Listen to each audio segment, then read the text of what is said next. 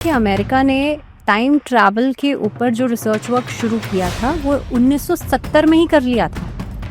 देखिए 1970 में तो ये हमारे संज्ञान में आया है। हाँ। रिसर्च तो आइंस्टीन ने पहले ही थ्योरी ऑफ रिलेटिविटी निकाली थी, जिसको हम सापेक्षता का सिद्धांत कहते हैं। अच्छा, कई बार लोग आपको पास्ट लाइफ में लेके जाते हैं, ऐसे में बॉडी वहीं रहती है, लेकिन कहा जाता है कि आपकी सोल जो है या आपका जो ब्रेन है वो पिछले दुनिया में चला जाता है। क्या इसे भी टाइम ट्रैवल से जोड़ा जा सकता है? चेतना को, मानसिक चेतना को किसी वजह से हम वापस पुराने टाइम में भेजते हैं और हम उन घटनाओं को निकालते हैं। लेकिन आइंस्टीन की रिसर्च के हिसाब से किस हिसाब से हम प्रूव कर सकते हैं कि वाकई में टाइम ट्रैवल किया जा सकता था? कि अमेरिका ने टाइम ट्रैवल के ऊपर जो रिसर्च वर्क शुरू किया था वो 1970 में ही कर लिया था। कैसे पॉसिबल हो सकता है? हालांकि आपने कहा कि हमारे शास्त्रों में भी इस बात का जिक्र है टाइम ट्रैवल का, लेकिन अमेरिका जैसे देश में जो कि पूरी तरह से दक्षिणी सभ्यता पर चलता है, ऐसे में 1970 में ही इन सब चीजों के ऊपर रिसर्च की जा चुकी थी। देखिए, रिसर्च की जा चुकी थी की बात नहीं करेंगे। 1970 में तो ये हमारे संज्ञान में आया है। हाँ। रिसर्च तो आइंस्टीन ने पहले ही थ्योरी ऑफ रिलेटिविटी निकाली थी, जिसको हम सापेक्षता का सिद्धांत कहते हैं। अच्छा। उन्होंने एक फार्मूला दिया था उस टाइम, जिसको आज भी फिजिक्स के बच्चे जानते हैं, E = mc स्क्वायर। उसमें यह था कि अगर किसी चीज की स्पीड हमारी लाइट की स्पीड या उसके बराबर हो जाती है या उससे ज्यादा हो जाती है, तो हम पास्ट में चले जाते हैं या फ्यूचर में टाइम ट्रेवल कर सकते हैं। तो आइंस्टीन ने इसको इस तरीके से समझाया, क्योंकि आइंस्टीन के पहले जब न्यूटन हुआ करते थे, न्यूटन ने हमेशा टाइम को कांस्टेंट माना। उन्होंने टाइम हमेशा एक जैसा चलता है। लेकिन आइंस्टीन, जिनको कि हम आधुनिक भौतिकी का जनक कहते हैं, इन्होंने कहा नहीं, टाइम पे सापेक्षता का सिद्धांत लगता है। हम किस जगह से खड़े होकर क्या देख रहे हैं, इसके ऊपर उन्होंने रिसर्च की थी। तो उन्होंने बताया था कि अगर हमारी स्पीड बढ़ती जाएगी तो हमारी थ्योरी ऑफ रिलेटिविटी के हिसाब से हमारा टाइम जो है वो स्लो होता चला जाएगा। तो इस पे साइंटिफिक रिसर्च हुई, और साइंटिफिक रिसर्च के बाद मशीनें बनी कि नहीं बनी ये तो बात की बात है, लेकिन पूरी रिसर्च होकर इस थ्योरी पे आइंस्टीन ने प्रूव कर दिया था कि टाइम ट्रेवल इज पॉसिबल। अच्छा। क्योंकि हम यहाँ पे टाइम ट्रैवल की बात कर रहे हैं और कई बार क्या होता है कि ये इस तरीके के एक्सपेरिमेंट्स भी देखे जाते हैं, तो मैं ये समझने की कोशिश कर रही हूँ।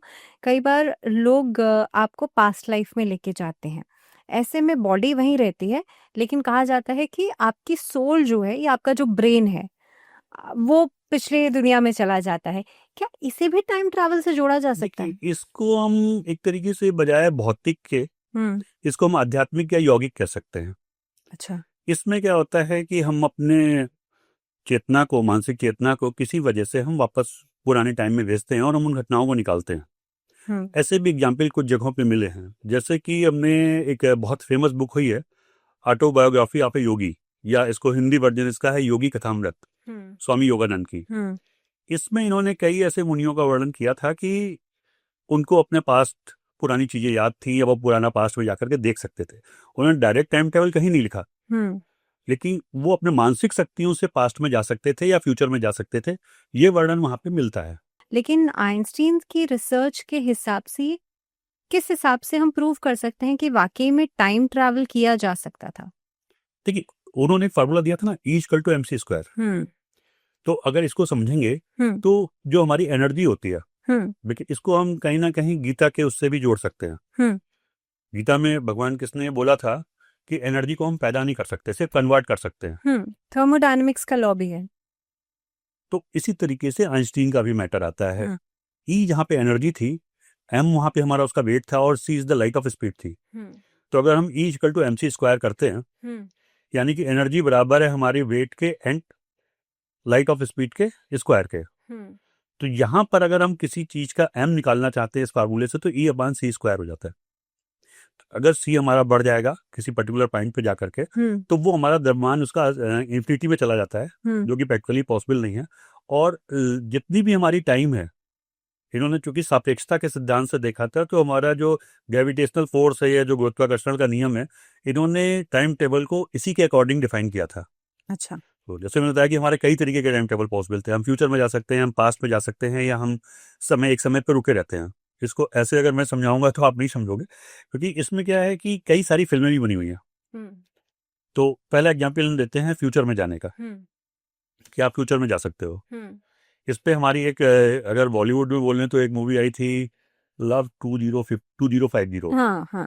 जिसमें वो फ्यूचर का ये था। बट ये इनफैक्ट एक अक्षय कुमार एंड ऐश्वर्या राय के साथ एक मूवी बनी थी इस पे, और उसमें भी यही होता है कि उसमें टाइम ट्रैवल किया जाता है और एक मशीन का इस्तेमाल किया जाता है, मशीन का इस्तेमाल करके वो जो उनका बच्चा होता है वो टाइम ट्रैवल करता है आगे 50 साल। ऐसी कई मूवीज बनी है। तो इस टाइप की मूवीज के लिए था। हॉलीवुड में बहुत सारी मूवीज बनी है। असल में टाइम टेबल का चर्चा में तब आया जब सबसे पहले एक टाइम टेबल पे इन्होंने लिखा था, स्टीफन हॉकिंग्स ने लिखा था 19वीं सेंचुरी की शुरुआत में। तो उसके बाद फिर ये टॉपिक ऐसा रहा कि इस पे बहुत लोगों ने चर्चा करी और लोगों ने इस पे मूवीज बनानी चालू करी और ये होता चला गया।